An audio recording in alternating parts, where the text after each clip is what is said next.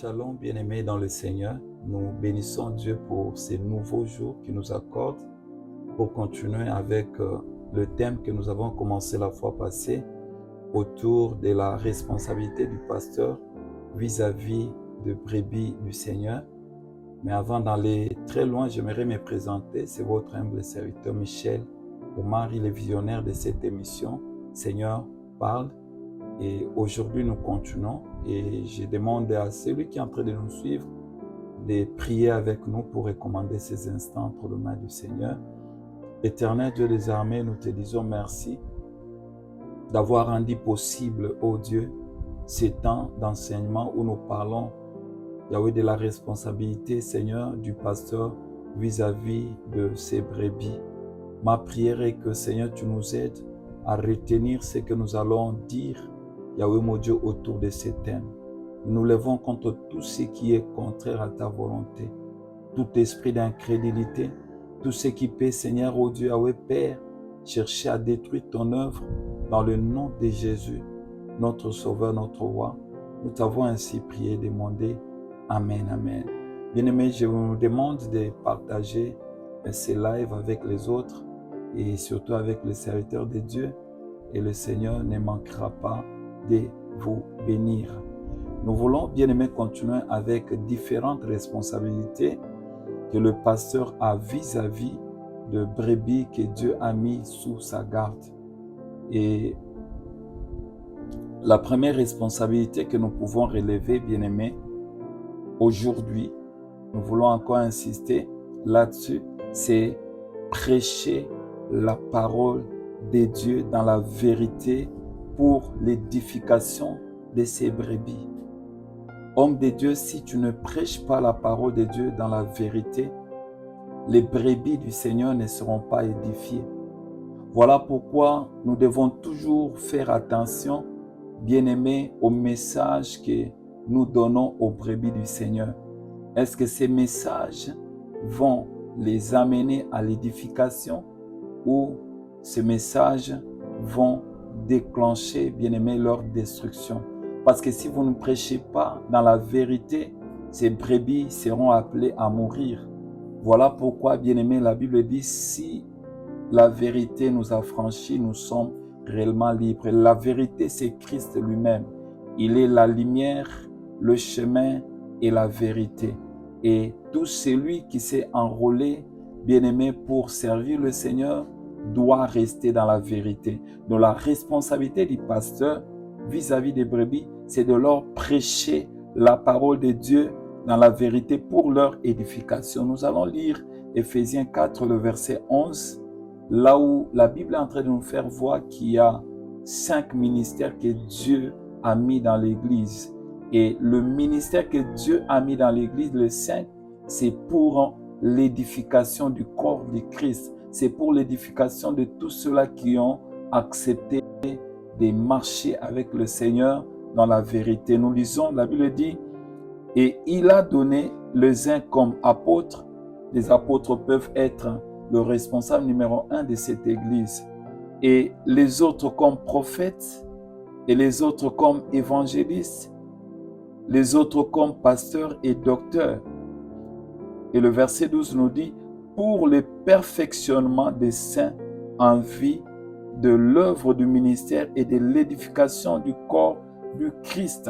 Nous voyons, il y a des choses que la Bible est en train de relever pendant que nous venons de lire ces 2 versets d'Éphésiens 4. La Bible dit, Dieu a établi 5 ministères dans l'Église. Tu peux être pasteur et tu es le responsable des brebis que Dieu a mis sous ta garde.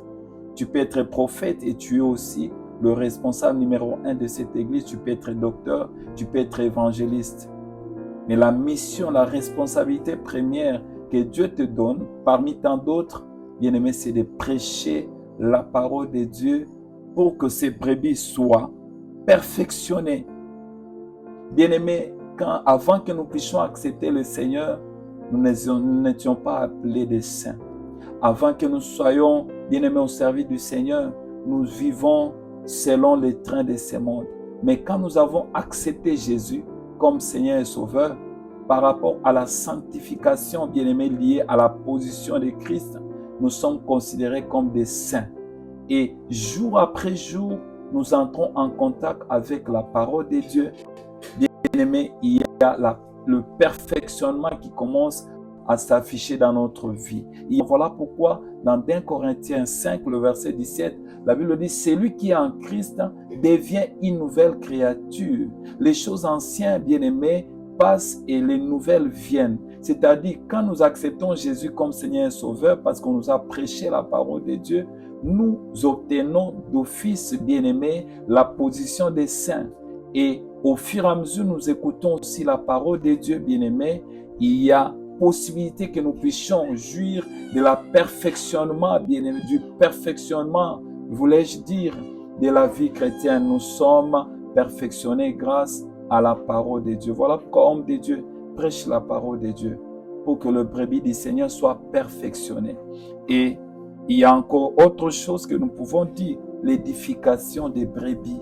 Quand tu prêches la parole de Dieu, les brebis du Seigneur sont édifiées. Les brebis du Seigneur sont encouragées. Même si elles peuvent connaître des moments de turbulence, des moments de découragement, des moments bien-aimés de perte de confiance.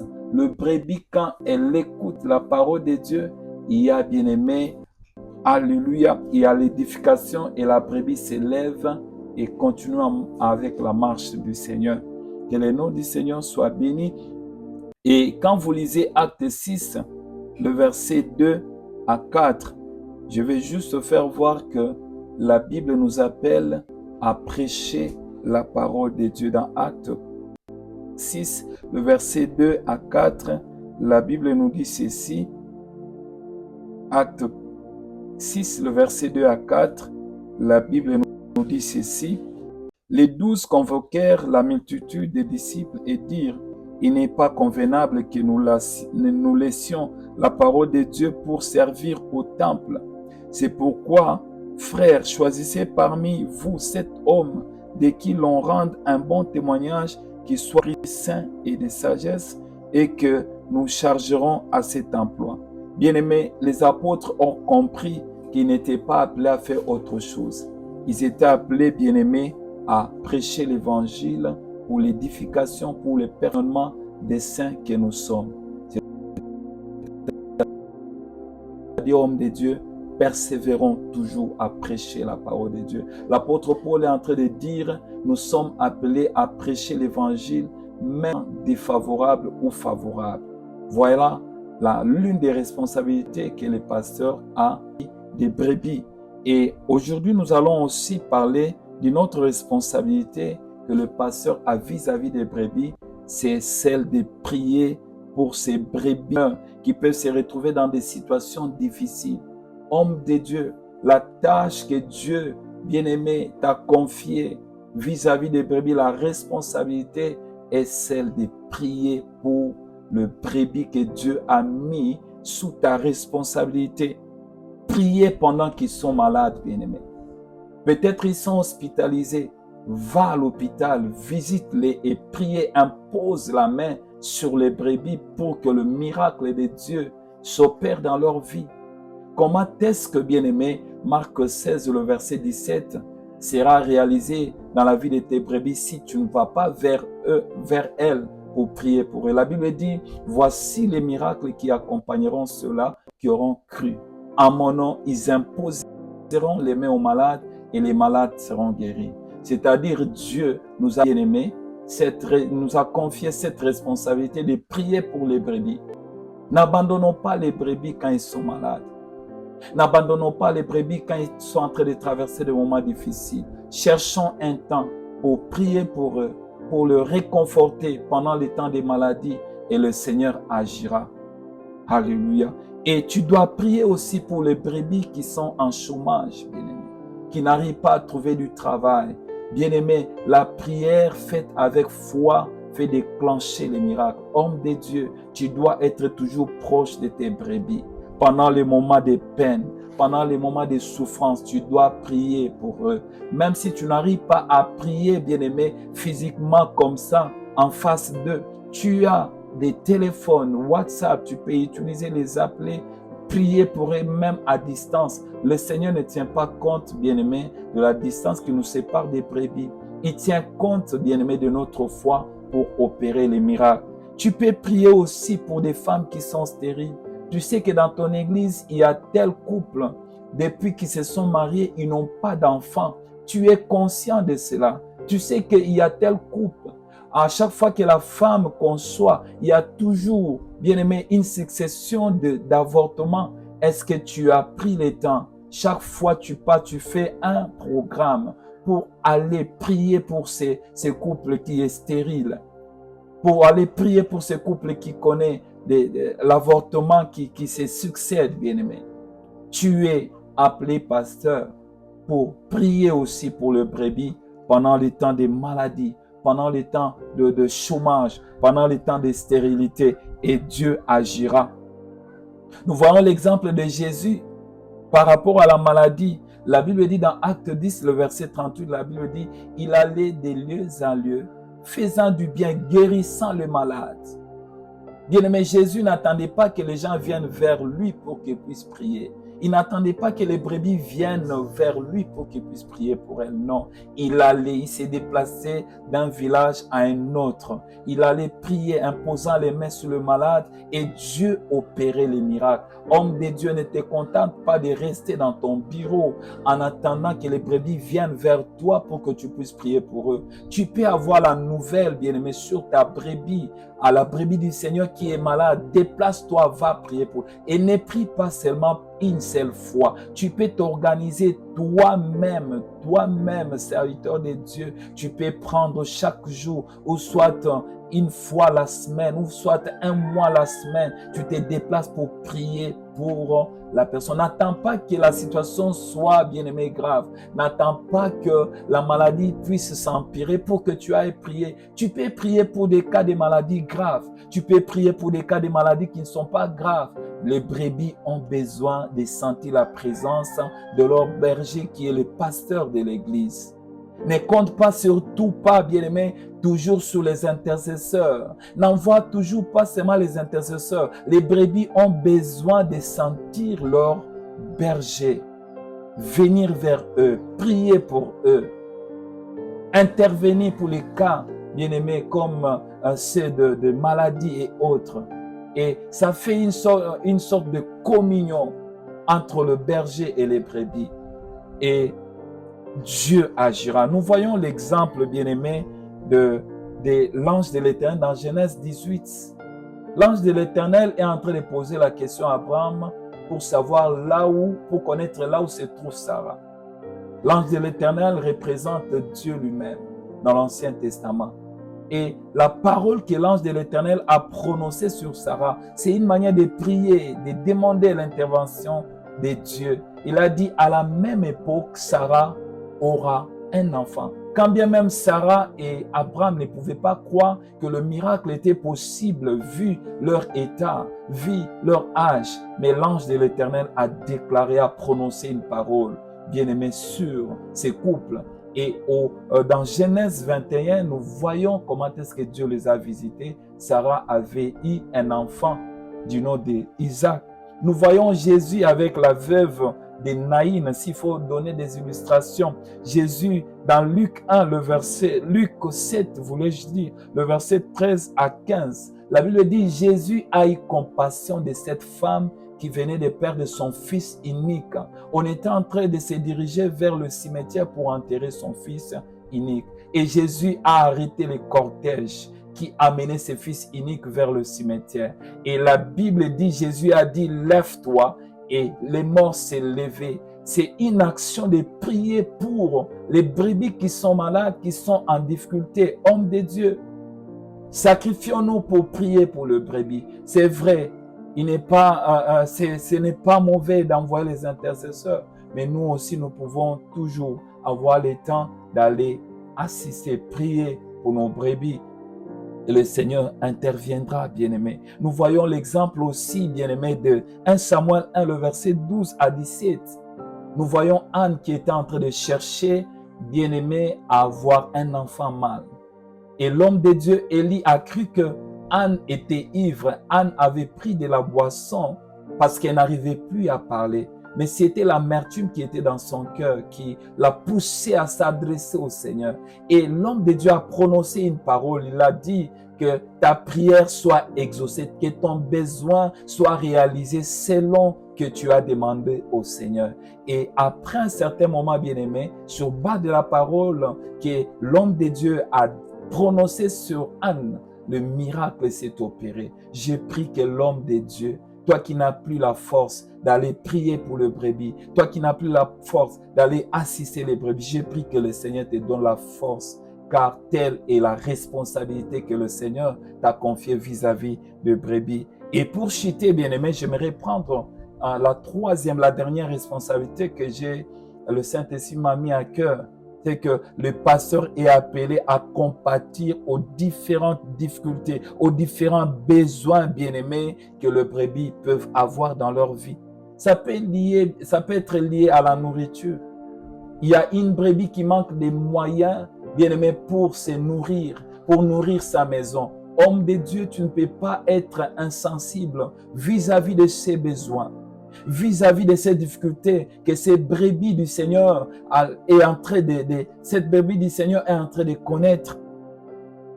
Ça peut être par rapport à la nourriture, ça peut être par rapport au deuil. Un brebis a connu un problème de deuil, il a perdu son être cher. Tu as la responsabilité d'assister, tu as la responsabilité de compatir. Je vois l'exemple bien-aimé de Jésus dans Marc 8. J'aimerais que nous puissions lire Marc 8, le verset 2 à 3.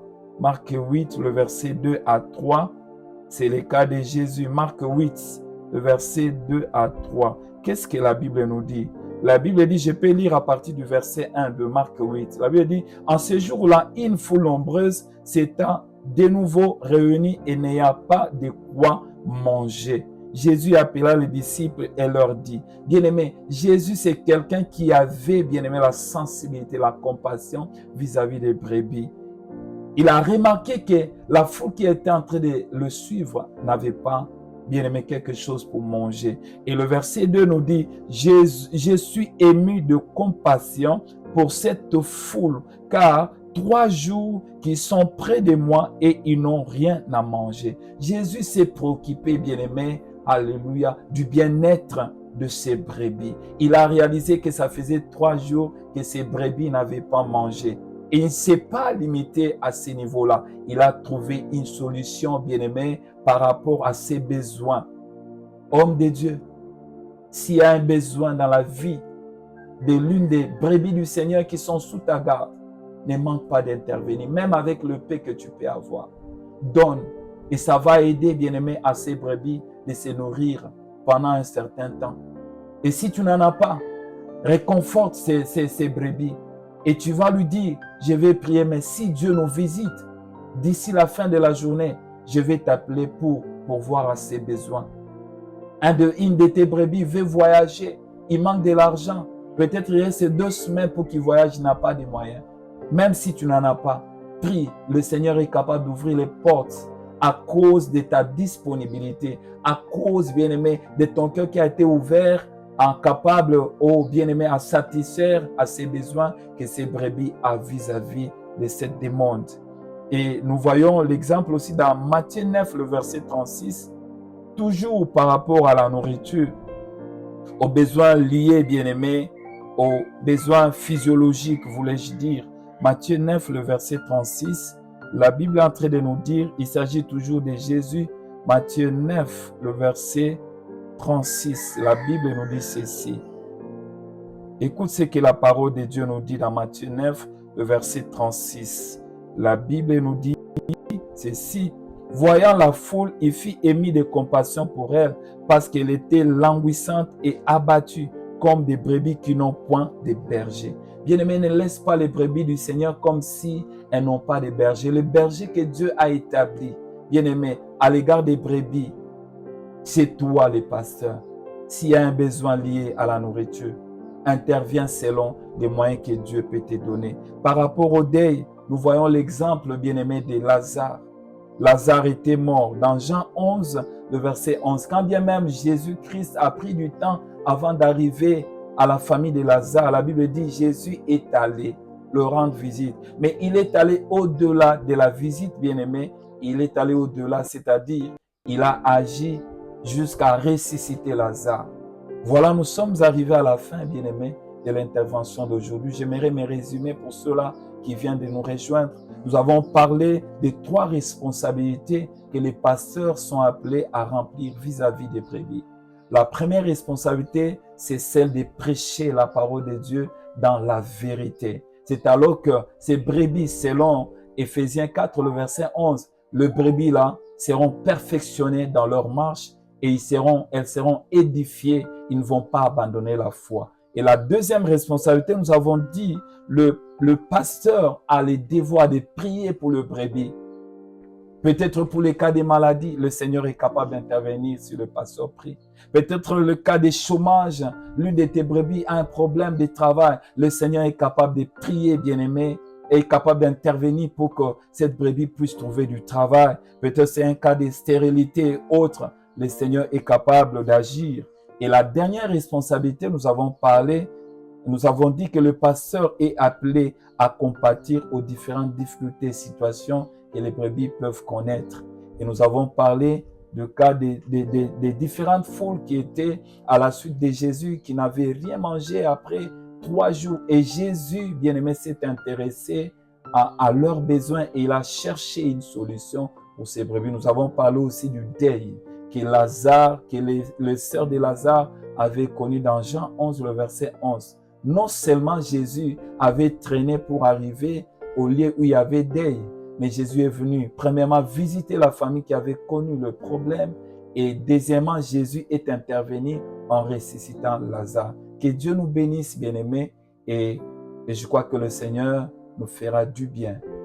Et j'aimerais vous rappeler, vous qui venez nous rejoindre, vous venez de nous rejoindre, c'est votre émission Seigneur parle et c'est votre humble serviteur Michel Omari. Et j'ai béni le Seigneur parce que la semaine prochaine encore, nous allons revenir sur le même thème. Mais j'aimerais prier pour celui qui est touché, homme de Dieu. Tu sens que depuis un certain temps, tu n'as pas vraiment rempli ces 3 responsabilités que le Seigneur t'a confiées. J'ai pris que le Seigneur te donne la force afin que tu arrives. Je sais que ce n'est pas facile. Le ministère n'est pas facile. Mais j'ai pris que le Seigneur te donne la force afin que tu sois toujours disposé à accomplir et à remplir les responsabilités qui sont tiennes. Dans le nom de Jésus-Christ, notre Sauveur, notre Roi, nous avons ainsi prié et demandé. Amen. Que Dieu vous bénisse abondamment. Et nous vous demandons, bien-aimés, si vous avez une préoccupation par rapport à ces enseignements, ne manquez pas de nous appeler au numéro 081 36 35 782. Et si Dieu vous met à cœur de soutenir cette œuvre, ou nous acheter peut-être quelques matériels pour que nous puissions améliorer notre diffusion, n'hésitez pas de nous appeler au même numéro et le Seigneur